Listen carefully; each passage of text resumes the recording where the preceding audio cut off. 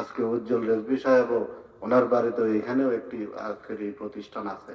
এই মাদ্রাসাগুলায় ছাত্রী দিয়ে আপনারা সহযোগিতা করবেন, সুন্নি তৈরি করবেন।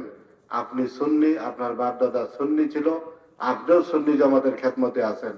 আপনার সন্তানকে কখনোই খারিজি দেওবন্দি মার্কা আলেম বানাবেন না, তারা দুশমনের রাসূল হিসেবে তৈরি হবে।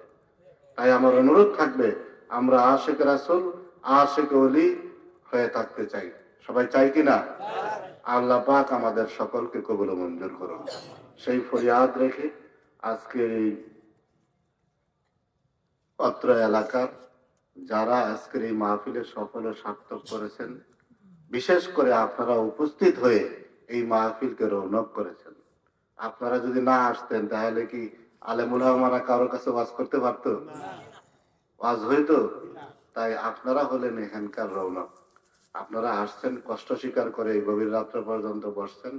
আমি আমার রেজবিয়া দরবার শরীফের পক্ষ থেকে সকলকে মুবারকবাদ জানাই। বিশেষ করে আমাদের মহান মুর্শিদ কেবলা, পঞ্চদশ শতাব্দীর সুমহান মুজাদ্দেদ ইমামে আহলে সুন্নাহ আল্লামা রেজভী শাহ হুজুর কেবলা ও কাবা ইমানের দাওয়াত দিছেন।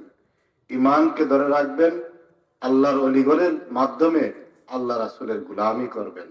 অবশ্যই আল্লাহ পাক আমাদেরকে কবুল ও মঞ্জুর করবেন। সেই ফরিয়াদ আল্লাহ পাকের দরবারে রেখে সকলের সুস্বাস্থ্য এবং ন্যায় হায়াত কামনা করে আমি আমার সংক্ষিপ্ত আলোচনা এখানে শেষ করলাম। ওয়া মা আলাইনা ইল্লাল বালাগ। আসসালামু আলাইকুম ওয়া রাহমাতুল্লাহি ওয়া বারাকাতুহু।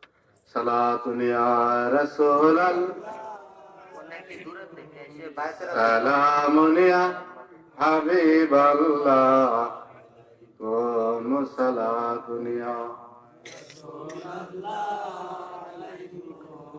সালামুন ইয়া হাবিবাল্লাহ।